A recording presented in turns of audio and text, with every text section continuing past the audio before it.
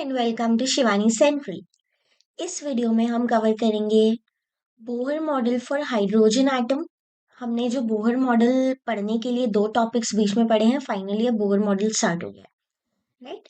और इसके बाद हम देखेंगे लाइन स्पेक्ट्रम, जो हाइड्रोजन का हमने पिछले वीडियो में पढ़ा था, उसका एक्सप्लेनेशन बोहर ने जो दिया था वो, और इस मॉडल के ही limitations. So let's begin with our first topic, Bohr model for hydrogen atom.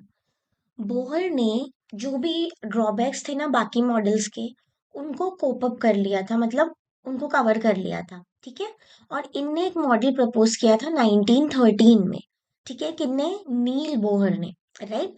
अब ये पहला ऐसा मॉडल था जो क्वांटिटेटिव एक्सप्लेनेशन दे रहा था हाइड्रोजन एटम के स्ट्रक्चर का।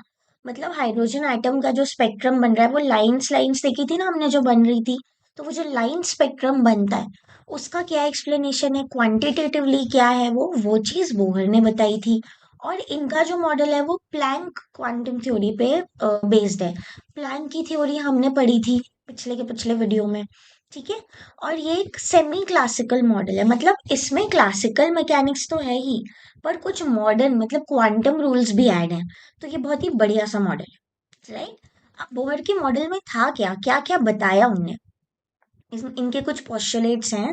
पहला पॉस्टुलेट क्या बोलता है, इन्होंने बताया था कि जो सेंटर होता है एटम का, सेंटर एक बहुत ही डेंसली हैवी पॉजिटिव चार्ज होता है उसमें, ठीक है। और इसको हम क्या बोलते हैं? न्यूक्लियस बोलते हैं। और इसके आसपास जो है फिक्स रेडियस में, हर कहीं नहीं, फिक्स रेडियस में इलेक्ट्रॉन क्या करता रहता है? रिवॉल्व करता रहता है, ठीक है। और ये जो फिक्स रेडियस है ना, इसकी एक फिक्स एनर्जी भी होती है, ठीक है। उस फिक्स एनर्जी की स्टेट को बोलते हैं स्टेशनरी स्टेट। मतलब इस स्टेट पे क्या होगा कि इलेक्ट्रॉन जो घूम रहा है वो अपनी एनर्जी को रिलीज, एमिट या एब्जॉर्ब नहीं करता रहेगा। जैसा हमने एक मॉडल में पढ़ा था कि उनने बताया था कि ये जो इलेक्ट्रॉन घूम रहा है घूम रहा है घूम रहा है, अब एक टाइम पे क्या हो जाएगा, इसकी एनर्जी लूज होगी और ये जाके कोलैप्स हो जाएगा न्यूक्लियस में, सेंटर में। तो एटम क्या हो गया? खत्म हो गया। लेकिन इस मॉडल के हिसाब से ऐसा नहीं था। जो ऑर्बिट्स पे इलेक्ट्रॉन घूम रहे हैं, जैसे आपको ये इलेक्ट्रॉन घूमते हुए दिख रहे हैं कंटिन्यूअसली, ये वाले ब्लू ब्लू इस फिगर में, तो यहाँ पे जो इलेक्ट्रॉन घूम रहे हैं ये एक स्टेशनरी ऑर्बिट पे घूम रहे हैं। मतलब स्पेसिफिक ऑर्बिट जहाँ पे एनर्जी को एमिट नहीं करता इलेक्ट्रॉन, अपनी सेम एनर्जी पे घूमता जाता है, ठीक है। ये पॉस्टुलेट 2 में बताया था। और कैसे घूमता है? डिस्क्रीट क्वांटा में, क्वांटा पैकेट्स ऑफ एनर्जी जो होते हैं एच न्यू, उसके अकॉर्डिंग ये इलेक्ट्रॉन घूमता है ऑर्बिट में, ठीक है। नेक्स्ट इनने क्या बताया था? फ्रीक्वेंसी के बारे में बताया था। जब इलेक्ट्रॉन जंप कर रहा है एक एनर्जी लेवल, जैसे कि डायग्राम से समझते हैं, ये एक एटम है, ये इसकी ऑर्बिट्स जिसमें इलेक्ट्रॉन घूम रहा है। तो इस ऑर्बिट से, ये फर्स्ट ऑर्बिट जो आपको दिख रही है, यहाँ से सेकेंड ऑर्बिट में इलेक्ट्रॉन जंप करेगा, तो वो एनर्जी को क्या कर लेगा? एब्जॉर्ब कर लेगा। अब इस सेकेंड ऑर्बिट से वापस आएगा। देखो, जब भी इलेक्ट्रॉन हायर एनर्जी पे जाता है ना, तो वो ज्यादा देर तक के लिए वहां पे नहीं रह पाता है, ठीक है। वो क्विकली वापस अपने घर, वापस अपनी स्टेट पे आ जाता है। तो ये वापस आएगा तो एनर्जी को रिलीज कर देगा जो इसने ली थी।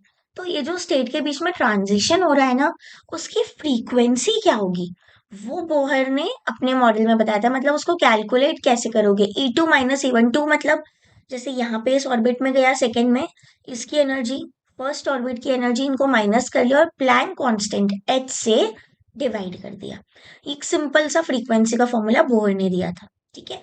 अब इसके बाद इन्होंने कहा था कि यार एनर्जी तो क्वांटाइज्ड है, कि एनर्जी क्या होती है, E is equal to h nu, इस फॉर्म में, मतलब 1 h न्यू से 2 h nu, 2 h nu, 3 h nu, ऐसे करके ट्रांसफर होगा। लेकिन जो एंगुलर मोमेंटम है ना, वो भी क्वांटाइज्ड है। एंगुलर मोमेंटम मतलब इलेक्ट्रॉन रोटेट कितना कर रहा है, कैसे रोटेट कर रहा है, वो क्षमता उसकी, वो होता है एंगुलर मोमेंटम, ठीक है। तो वो रोटेशन की जो टेंडेंसी है वो भी क्वांटाइज्ड है। ये देखो, इनने ये इक्वेशन देके रखी है, एंगुलर मोमेंटम mvr होता है। me क्यों है? क्योंकि इलेक्ट्रॉन का मास है, राइट। अब ये कैसे मेजर करोगे? एन एच बाई टू पाई, मतलब ये जो h बाई टू पाई है ना, ये फिक्स्ड है। अब n चेंज होता रहेगा, n मतलब n की जगह पे आप 1 2 3 4 कुछ भी लगा दो, तो 1 h बाई टू पाई से 2 h बाई टू पाई पे एंगुलर मोमेंटम गया, 3h/2 पाई पे गया, ऐसे करते करते ये बढ़ता या कम होता जाएगा। ये फॉर्मूला इनने बताया, राइट। इनने ये चीज भी बताई, प्रिंसिपल क्वांटम नंबर और ऑर्बिट का रेडियाई। ये जो ऑर्बिट जिस पे इलेक्ट्रॉन घूम रहा है ना, इसका रेडियस कैसा क्या होगा, हम कैसे मेजर करेंगे, किसी मॉडल ने नहीं बताया था, लेकिन बोहर ने अपने मॉडल में बताया। ठीक है। अब जो स्टेशनरी स्टेट्स हैं, हमने पीछे बात की थी कि एनर्जी इलेक्ट्रॉन कौन सी स्टेट में घूमता है, स्टेशनरी स्टेट पे, जहां वो न्यूट्रल रहता है, ना कोई एनर्जी दे रहा है ना कोई एनर्जी ले रहा है। ठीक है। अब इसको कैसे निकालते हैं हम, प्रिंसिपल क्वांटम नंबर से। ये जो प्रिंसिपल क्वांटम नंबर है ना, ये स्टेट बताता है कि इलेक्ट्रॉन कहाँ है, 1 पे है, 2 पे है, 3 पे है। तो इसको n से डिनोट करते हैं बेटा। ठीक है। इस नंबर से स्टेशनरी स्टेट बताई जाती है इलेक्ट्रॉन की। अब इसका रेडियस कैसे निकालेंगे हम, ये जो ऑर्बिट है इसका रेडियस निकालना है भाई। कैसे निकालेंगे, इस फॉर्मूले से, Rn is equal to n² A0। अब ये n क्या है, जो ये प्रिंसिपल क्वांटम नंबर दिख रहा है ना आपको ऊपर, वो है, मतलब अगर फर्स्ट ऑर्बिट में इलेक्ट्रॉन है तो आप n की जगह क्या रख दोगे, R1 is equal to 1² A0। ठीक है। अब ये A0 की वैल्यू भी बोहर ने देके रखी है, इसे बोहर रेडियस बोलते हैं, राइट। A0 की वैल्यू 52.9 पिकोमीटर होती है। तो ये वैल्यू डाली, n की वैल्यू डाली, हमें अब सिंपल रेडियस मिल जाएगा। ठीक है। अब ज्यादा कैलकुलेशन नहीं करना पड़ेगा, राइट। और क्या है, इलेक्ट्रॉन नॉर्मली तो अपनी ग्राउंड स्टेट में ही रहता है, मतलब n इज इक्वल टू 1 अपने होम पे ग्राउंड लेवल पे ही रहता है। बट जैसे ही एनर्जी मिलती है तब वो ऊपर नेक्स्ट स्टेट पे, एक्साइटेड स्टेट पे जाता है। और अगर रेडियस बढ़ता जाएगा, जैसे इस वाले इलेक्ट्रॉन में देखो, ये एटम में देखो, बीच में न्यूक्लियस है। अब ये जो पहली ऑर्बिट में जो इलेक्ट्रॉन होगा, उसका रीच कितनी होगी न्यूक्लियस पे, बहुत पास होगी, ज्यादा अट्रैक्शन होगा, क्योंकि न्यूक्लियस पॉजिटिव है, इलेक्ट्रॉन नेगेटिव है। अब ये रेडियस बढ़ गया इसका, सेकेंड ऑर्बिट का देखो, यहाँ पे इलेक्ट्रॉन घूम रहा है, इसकी रीच न्यूक्लियस से थोड़ी सी दूर हो गई। तो मतलब जैसे जैसे ऑर्बिट बढ़ती जाएगी ना, वैसे वैसे इलेक्ट्रॉन न्यूक्लियस से दूर होता जाएगा और रेडियस क्या होता जाएगा, बढ़ता जाएगा। मतलब n इज इक्वल टू 1 के लिए रेडियस सबसे छोटा होगा, n इज इक्वल टू 2 के लिए बढ़ेगा, 3 के लिए और बढ़ेगा, ऐसे साइमल्टेनियसली बढ़ता जाएगा, राइट। अब देखते हैं एनर्जी ऑफ स्टेशनरी स्टेट। हमने स्टेशनरी स्टेट देखा, जहां पे इलेक्ट्रॉन घूम रहा है वो स्टेशनरी है, उसकी एनर्जी कैसे निकालोगे, किसी भी nth ऑर्बिटल, n मतलब आप इसमें कोई भी 1 2 3 4 कुछ भी वैल्यू डाल सकते हैं, जनरलाइज स्टेटमेंट है ये। ई एन, मान लो E1 निकाल रहे हैं, तो E1 is equal to -RH upon n² n की जगह पे 1 डाल दिया। मान लो E2 के लिए निकाल रहे हैं, तो कैसे निकालेंगे, E2 -RH अपॉन 2², राइट। अब ये RH क्या है, RH हम हर जगह देखेंगे क्वांटम में, है ना, हमने पहले भी देखा था। इसको रिडबर्ग कांस्टेंट बोलते हैं। ठीक है। इसकी वैल्यू 2.18 इंटू 10⁻⁻18 जूल, बहुत छोटी सी वैल्यू है, मतलब -18 है तो नंबर बहुत छोटा सा है। ठीक है। अब ग्राउंड स्टेट में एनर्जी कितनी होगी, ग्राउंड स्टेट मतलब n इज इक्वल टू 1 हो जाएगा, तो आप यहाँ पे देखो n की जगह पे 1 रखो, तो क्या हो जाएगा, E1 इज इक्वल टू, यहाँ पे करके देखते हैं हम, is equal to -RH upon 1 का स्क्वायर। 1 का स्क्वायर क्या होगा, 1 ही होगा। RH की जगह पे RH की वैल्यू रखोगे 2.18, तो यहाँ पे वैल्यू रखी 2.18, आपका आंसर क्या आ गया, डिवाइडेड बाय 1 वही आएगा नंबर, लेकिन आंसर आपका माइनस में आया है। भाई एनर्जी माइनस में क्यों आ रही है, क्योंकि E इनफाइनाइट जो होता है, मतलब n की वैल्यू अगर इनफाइनाइट होगी, तो हमने एनर्जी को क्या मान के रखा है, 0 मान के रखा है। अगर n जो है, ऑर्बिटल ऑर्बिट जो है, वो न्यूक्लियस से इनफाइनाइट दूरी पे है, इनफाइनाइट नंबर पे है, तो आपका E एनर्जी कितनी हो गई, 0 हो गई। ठीक है। अब क्या कर रहे हो, आपकी एनर्जी n की वैल्यू कम करते जाओगे, अगर ये इनफाइनाइट पे है बहुत दूर, अब आपने इसको थोड़ा सा कम कर दिया।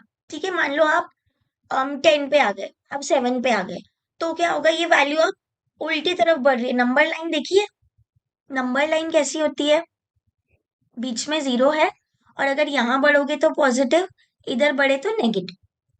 ठीक है। तो आप अब इनफाइनाइट पे, मतलब 0 पे आ चुके हो n की वैल्यू, अब आप इससे इस तरफ मूव कर रहे हो, न्यूक्लियस की तरफ मूव कर रहे हो, तो वैल्यू कैसी होती जाएगी, नेगेटिव होती जाएगी।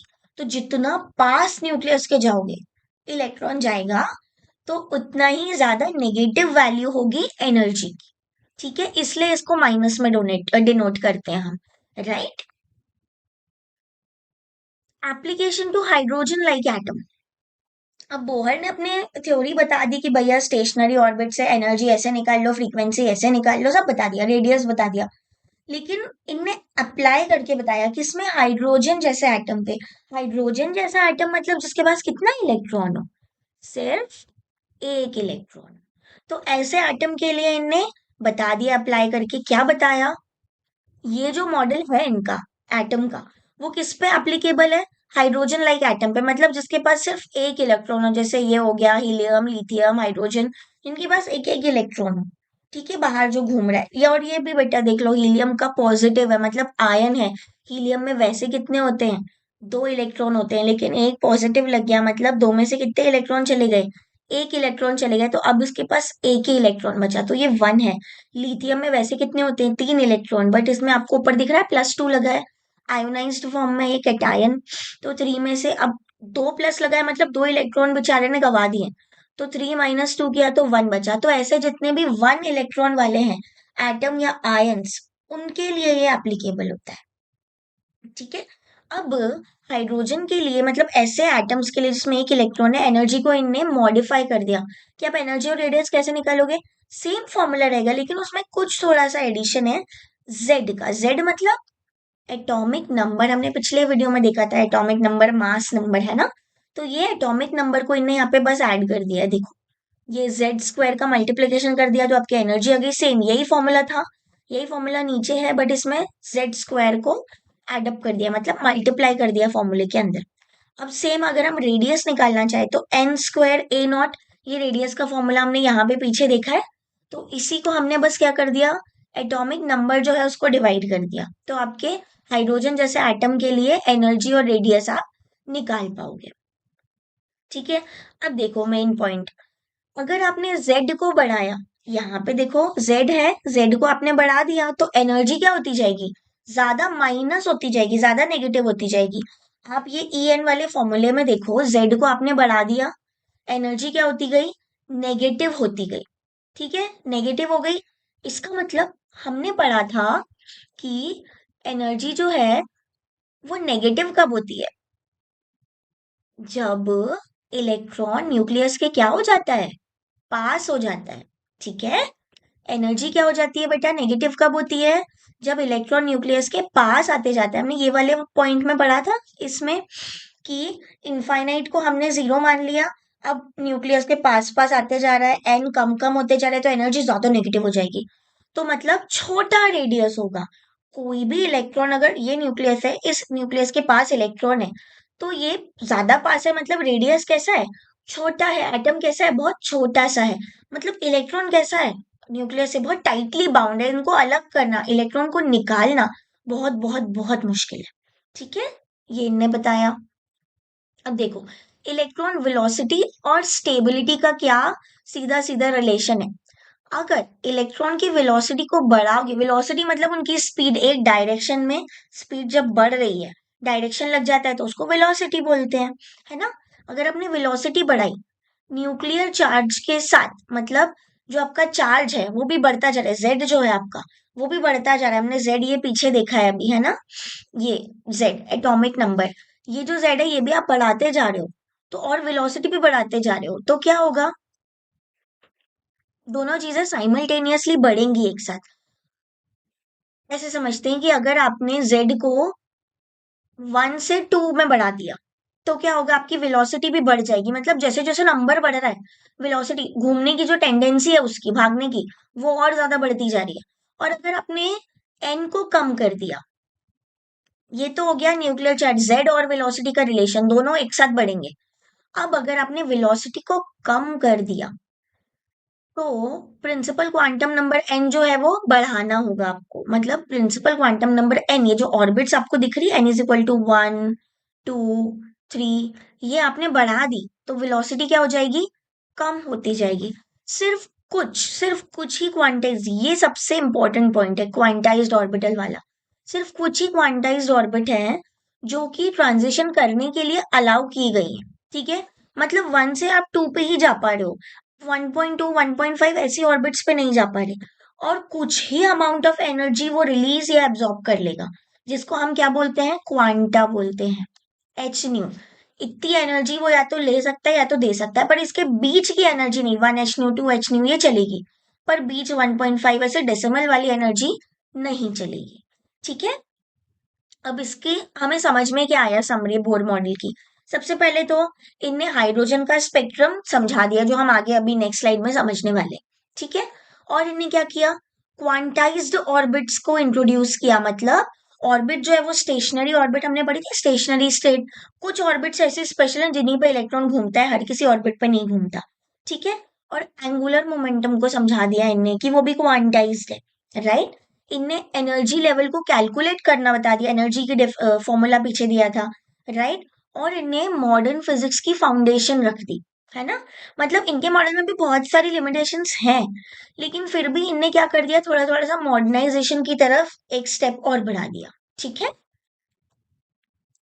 जैसा कि मैंने पहले बताया था कि क्लासिकल से हम मॉडर्न की तरफ बढ़ते हैं। केमिस्ट्री भी पहले क्लासिकल थी, एंशियंट टाइम में कैसी थी, फिर मॉडर्नाइजेशन होके कैसी हो गई। तो ऐसे ही ये भी क्या है, मैकेनिक्स भी मॉडर्नाइजेशन की तरफ बढ़ रही है। ठीक है, अब हम देखेंगे जो बार बार हम बोल रहे हैं ना, ये एक्सप्लेन कर दिया इनने लाइन स्पेक्ट्रम, तो क्या एक्सप्लेनेशन किया वो देखते हैं। ठीक है, लाइन स्पेक्ट्रम होता क्या है हाइड्रोजन का, series of discrete colour lines.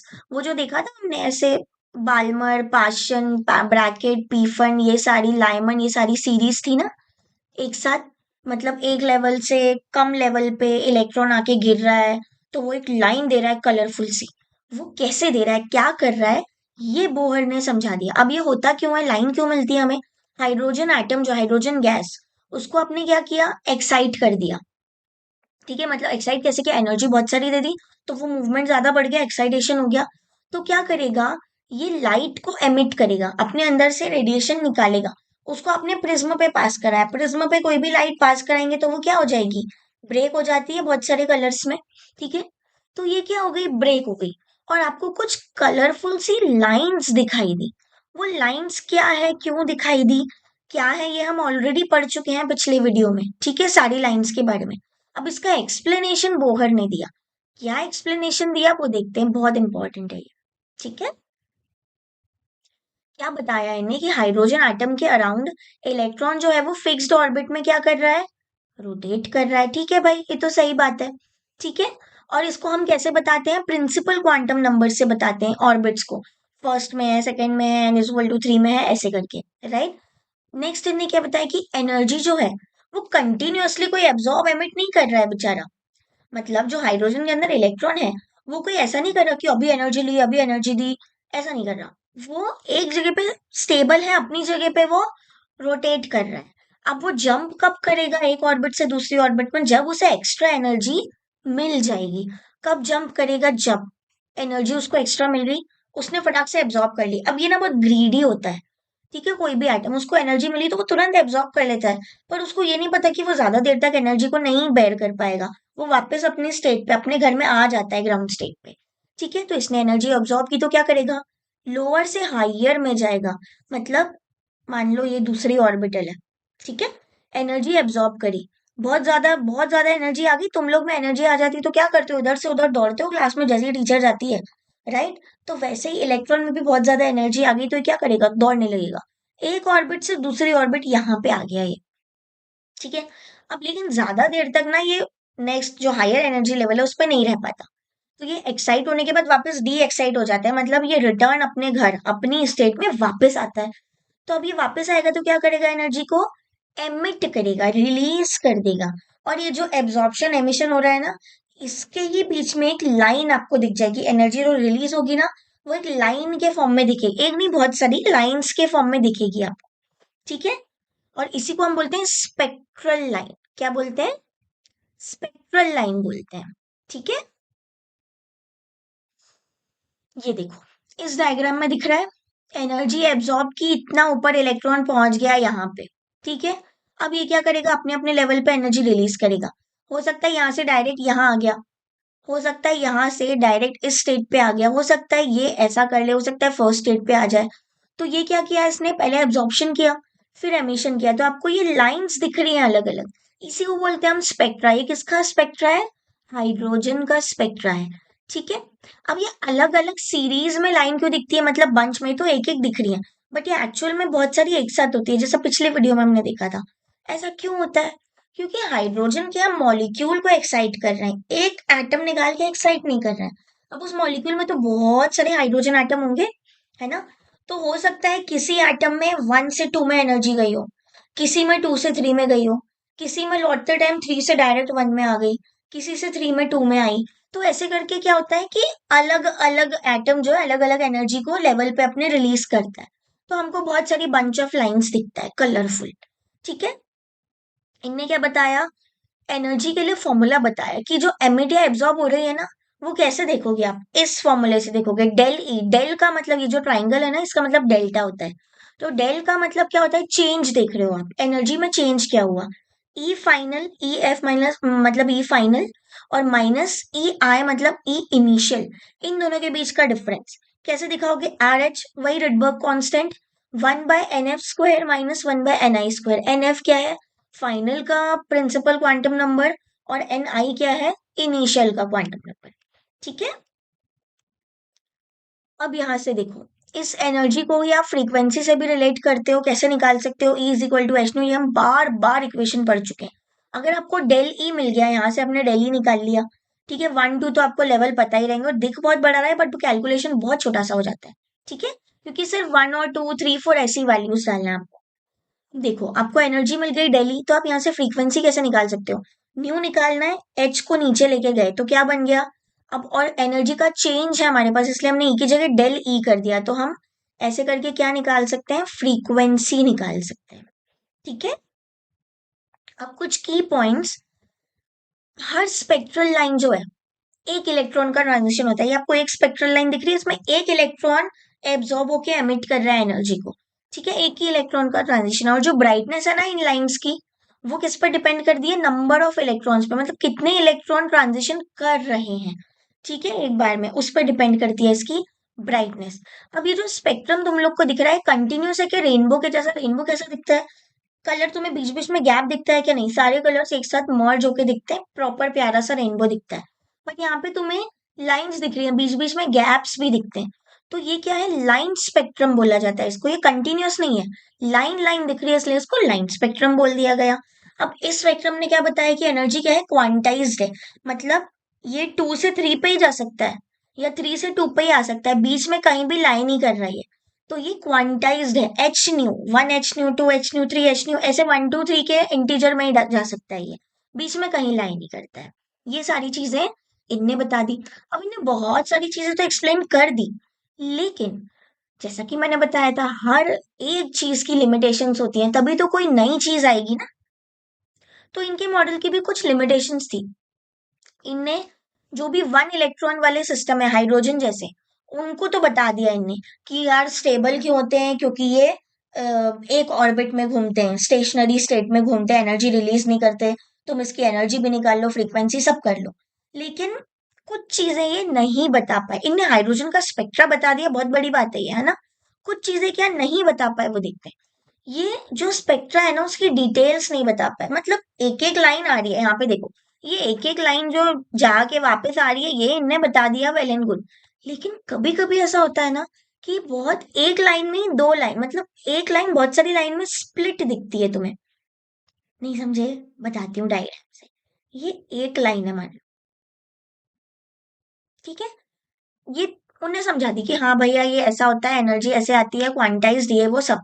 लेकिन कभी कभी ऐसा देखा गया है कि ये जो एक लाइन है ना, ये तुम्हें सेवरल बहुत सारी लाइंस में स्प्लिट दिखेगी।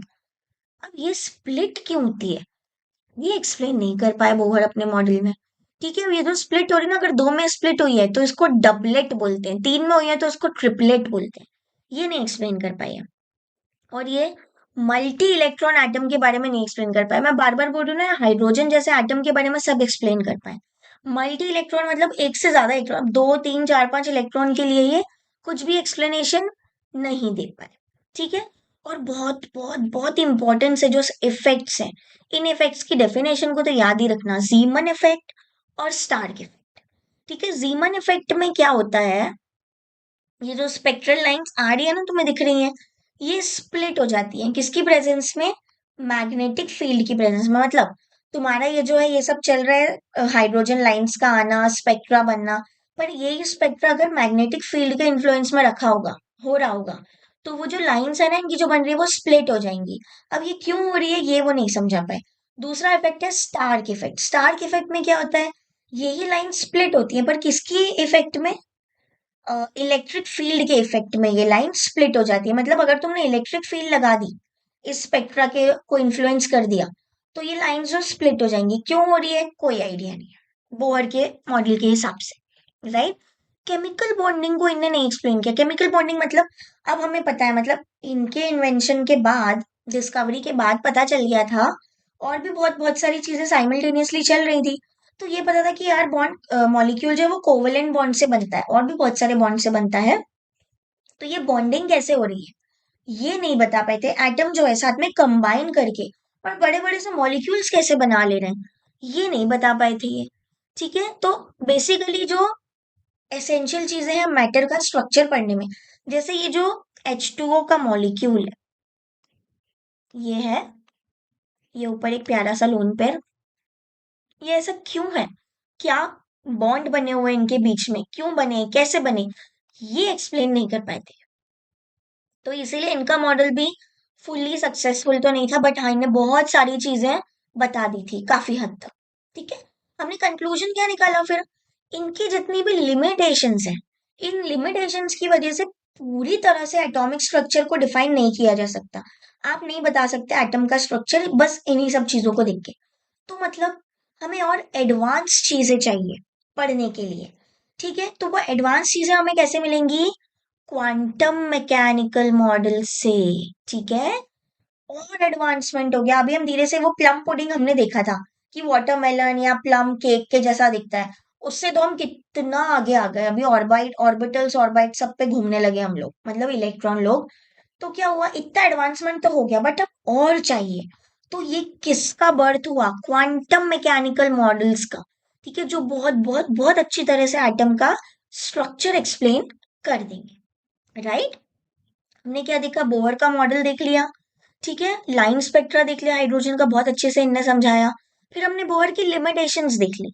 अब हमें पता चला कि यार और मॉडल आएगा एटम को पढ़ने के लिए। तो वो दूसरा जो मॉडल है क्वांटम मैकेनिकल मॉडल, जो बहुत अच्छे से सब चीज समझाएगा, वो हम नेक्स्ट वीडियो में कवर करेंगे। ठीक है, अब ये सारी चीजें जो हमने पढ़ी है इससे आपके लिए बहुत ही इंटरेस्टिंग सा क्वेश्चन है। You have to crack it and give the answer in comment section.